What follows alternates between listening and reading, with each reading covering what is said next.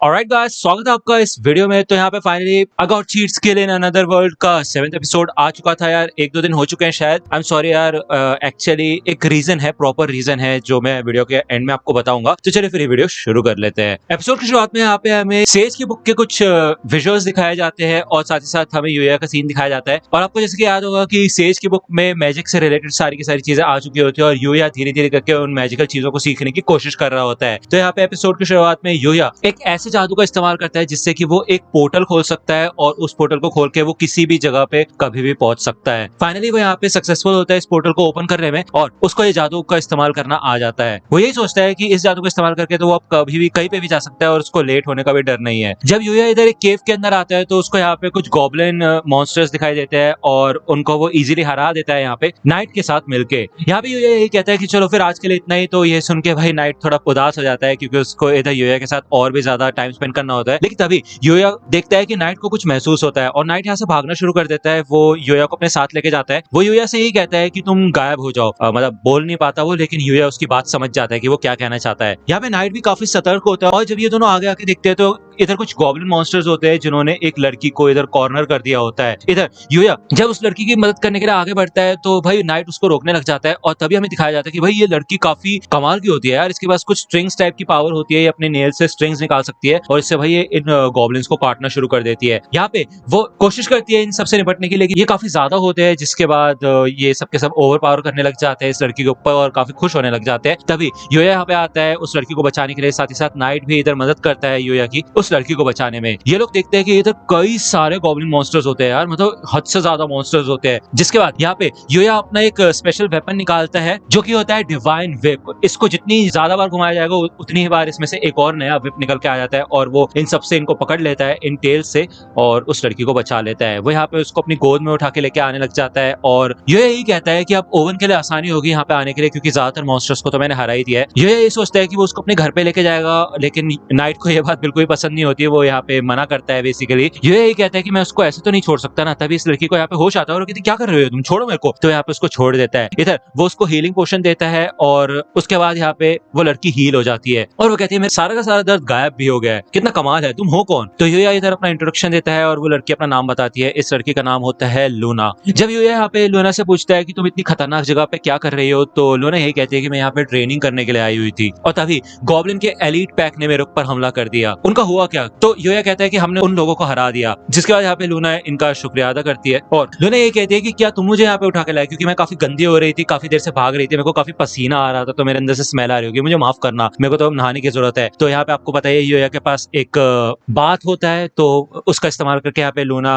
नहाने लग जाती है। यहाँ पे एक साइड में से बैरियर भी बन चुका होता है जिससे कि बाहर से कोई अंदर ना देख पाए। काफी सही चीज है ये भी, है कि नहीं। लूना ये कहती है कि ये काफी कमाल की बात है, मेरे को तो यहाँ पे कस्टमर की रिक्वेस्ट पे आना पड़ा था, लेकिन तुम इतने खतरनाक जगह पे ट्रेनिंग कर रहे हो, कमाल की बात है सच में। हे यूया, मेरी ट्रेनिंग में क्या तुम मेरा साथ दोगे, मेरे साथ चलोगे तुम? यहाँ पे यूया मन में यही कहता है कि मैं ऐसा नहीं कर सकता हूँ, अगर मैं इसको रिजेक्ट भी करूंगा तो उसे काफी बुरा लगेगा, लेकिन अगर ये अकेले ट्रेनिंग पे जाएगी तो मेरे को इसकी चिंता होगी, तो क्या करना चाहिए मेरे को। तो यहाँ पे यूया थोड़े समय के लिए ही सही लेकिन लूना के साथ चलने के लिए तैयार हो जाता है। वो कहता है मैं तुम्हारे साथ ज्यादा समय तक नहीं रह सकता, लेकिन हाँ मैं तुम्हारा साथ दूंगा। जिसका हमें दिखाया जाता है कि यूया और लूना दोनों के दोनों मिलकर, साथ ही साथ नाइट भी होता है, ये तीनों के तीनों मिलकर इधर मॉन्स्टर्स को हराना शुरू कर देते हैं और धीरे धीरे करके लूना अपने स्ट्रिंग्स को इस्तेमाल करने में और भी ज्यादा एक्सपर्ट होती जाती है। इन दोनों के स्किल सेट धीरे धीरे करके बढ़ने लग जाते हैं और अब फाइनली लूना इधर एलीट क्लास के गॉब्लिन्स को भी हरा पाती है। ये यहाँ पे यही कहता है कि कल से वो लूना के साथ ट्रेनिंग नहीं कर पाएगा क्योंकि उसकी एक ऑफ कैंपस स्टडी ट्रिप होने वाली है, तो मुझे माफ करना। तो लूना यही कहती है कि कोई बात नहीं, मेरे को पता ही था कि ऐसा होने वाला है, लेकिन ठीक है। तो ये कहते कोई बात नहीं, आज हमारा आखिरी दिन है तो आज हम पूरा फोकस करते हैं ट्रेनिंग के ऊपर, क्यों, है ना। तो लूना कहती है कि हाँ, और आखिरी बार बात भी करते हैं। तो इधर जब ये बात कर रहा होता है तो भाई लूना भी आ जाती है टॉवल लपेट के अंदर, ठीक है, और वो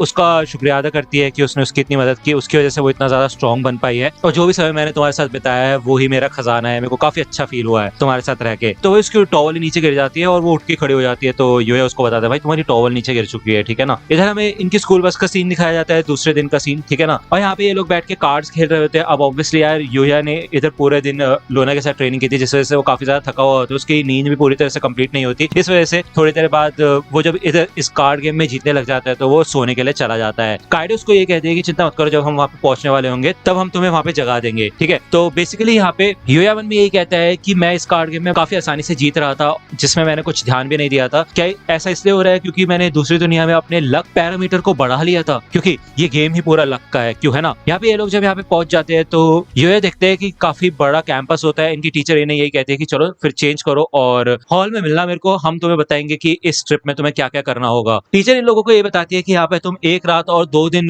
बाहर बिताओगे और अपना पूरा 100% दोगे। जब ये लोग पूछते हैं कि हम खाने वगैरह का क्या करेंगे तो टीचर इनको ये बताती है कि इस पहाड़ पे काफी सारे मशरूम्स और ऐसे प्लांट्स है जिनका इस्तेमाल तुम खाने के लिए कर सकते हो। यहाँ पे एक नदी भी है जिसमें मछलियां भी है, तो तुम्हें कोई चिंता नहीं होगी खाने पीने की, क्यों है ना। हाँ, वो बात है कि तुम जो भी खाना पकाओगे वो तुम्हें सबसे पहले हमें लाके दिखाना है और हम तुम्हें बताएंगे कि ये खाने लायक है या फिर जहरीला है, ठीक है ना। इसके अलावा अगर तुम्हें कुछ हो जाता है तो हमारी स्कूल की डॉक्टर मिस योमिकावा तुम्हें ट्रीट करेगी, तो चिंता करने वाली कोई बात नहीं है।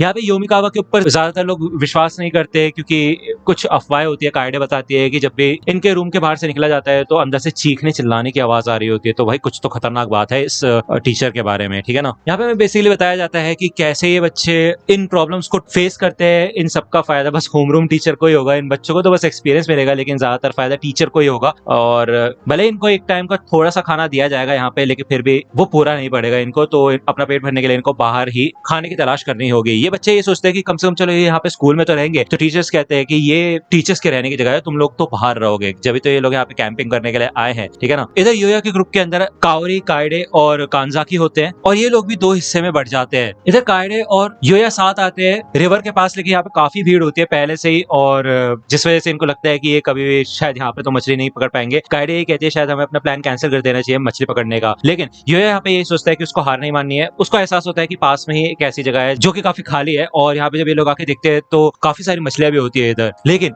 यहाँ पे पानी काफी कम होता है जिस वजह से इधर फिशिंग पोल का इस्तेमाल नहीं किया जा सकता। तो योया लूना की बात याद करता है, उसने बताया होता है कि ये जो सारे मॉन्स्टर्स होते हैं ये भी लिविंग बीइंग्स होते हैं, जिस वजह से उनको भी डर लगता है इंसानों से और हम उनकी मूवमेंट्स का पता लगा सकते हैं। तो ये यही सोचता है कि ये मछलियां भी जीवित है, जिस वजह से इनकी फीलिंग्स को अगर वो समझ पाएगा तो वो इनको आसानी से पकड़ सकता है और उनकी मूवमेंट्स को मैच कर सकता है। जिसके बाद यहाँ पे योया भाई काफी आसानी से इन मछलियों को पकड़ना शुरू कर देता है, जिस वजह से काफी बच्चे शौक हो जाते हैं। वो पूरी बाल्टी भर देता है भाई अपनी मछलियों से, और काइडे ये कहती है कि बस यार बहुत हो गया, इतनी सारी मछलियां तो हम चारों खा भी नहीं पाएंगे मिलके। तो योया ये कहता है कि इसके लिए मेरे को लूना को थैंक्स करना होगा। यहाँ पे हमें दिखाया जाता है एक घर का सीन जहाँ पे लूना होती है और वो अपने थ्रेड से इधर काफी सारे डमीज के सर काट देती है भाई एक ही बार में, ठीक है। उसने यहाँ पे एक हुड टाइप पहन रखा होता है और वो कहती है मैं पहले से काफी ज्यादा ताकतवर हो चुकी हूँ। क्या ये भी ट्रेनिंग की वजह से ही हुआ है? वो काफी खूबसूरत इंसान है, लेकिन बचपन से ही मैं एक असैसिन के तौर पे जी हूँ। जिन लोगों को भी मैंने मारा है उनके ही खून में मैं लिपटी हुई हूँ। काश मैं योया से पहले मिल चुकी होती, लेकिन मैं एक प्रोफेशनल किलर हूँ और डार्क गिल्ड की एक मेंबर भी, एक ऐसी औरत जो कि हेड हंटर के नाम से जानी जाती है। यहाँ पे वो अपने थ्रेड से सारे के सारे डमीज को काट के रख देती है और वो ये कहती है कि योया मुझे तुम्हें अलविदा कहना होगा। तो बेसिकली यहाँ पे वो यार योया को ही मारने के लिए प्लान टाइप बनाती है। दूसरी ओर इधर हमें लेक्सिया का सीन दिखाया जाता है जो कि भाई अपनी किंगडम से निकल रही होती है और वो कहती है चलो फिर चलते हैं। तो यार ये एपिसोड यहीं पे खत्म होता है और नेक्स्ट एपिसोड शायद यार मंडे को आ जाएगा, नेक्स्ट मंडे, ठीक है। जल्द से जल्द आने की कोशिश करूंगा। और जहां तक बात है, मैं तुम्हें बताया था कि मैं एनिमे टाइम पे क्यों नहीं लेके आ पाया, तो यार मैंने PlayStation 5 लिया है और साथ ही साथ मैंने एक 4K टीवी भी लिया है उस गेम को अच्छे से एंजॉय करने के लिए। तो यार अब तुम सोच रहे हो यार मैं ये क्यों बता रहा हूँ तुम लोगों को, यार इसलिए बता रहा हूँ क्योंकि तुम्हें पता चले कि मैं वीडियो क्यों नहीं बना पा रहा था, क्योंकि उसको सेटअप वगैरह करने में काफी टाइम लगा, इंस्टॉलेशन वगैरह था और सब कुछ बिखर चुका था। जो मेरी टेबल है जिसपे मैं काम करता हूँ वो पूरी तरह से डिस्ट्रॉय हो चुकी थी क्योंकि उसपे मैंने टीवी रख दिया था, तो लैपटॉप रखने की जगह नहीं थी और लैपटॉप पे ही मैं काम करता हूँ। तो समझ रहे हो ना तुम, तुम्हें लग रहा होगा बहाना बना रहा हूँ, लेकिन ऐसा है नहीं, ठीक है ना। तो यार यही सीन है। बाकी लाइक करो, सब्सक्राइब कर लो अगर चैनल को अभी तक नहीं किया है तो। और जहां तक बात है क्लासरूम ऑफ द एलाइट की, मुझे पता है 14-15 दिन होने वाले हैं यार, बट मैंने उसको एपिसोड उसका देख लिया है। मैं उसकी वीडियो आज नहीं तो कल पे आ जाएगी पक्का यार। मैं 20 मोड फिर से शुरू करूंगा, जैसे 4-5 वीडियो डालने की कोशिश करूंगा जल्दी जल्दी, ठीक है। मिलता हूं आपसे अगली वीडियो में, तब तक के लिए गुड बाय। तो दोस्तों आज की वीडियो के लिए सिर्फ इतना ही। आई होप कि आपको ये वीडियो पसंद आई होगी। अगर आपको ये वीडियो पसंद आई हो तो प्लीज लाइक कीजिए, अपने दोस्तों के साथ शेयर कीजिए और मेरे चैनल को सब्सक्राइब करना मत भूलिएगा। और अगर आप मुझे कांटेक्ट करना चाहते हैं तो आप मुझे इंस्टाग्राम पे कांटेक्ट कर सकते हैं। मेरे पेज की लिंक आपको डिस्क्रिप्शन में मिल जाएगी। मिलता हूं आपसे अगले वीडियो में, तब तक के लिए गुड बाय।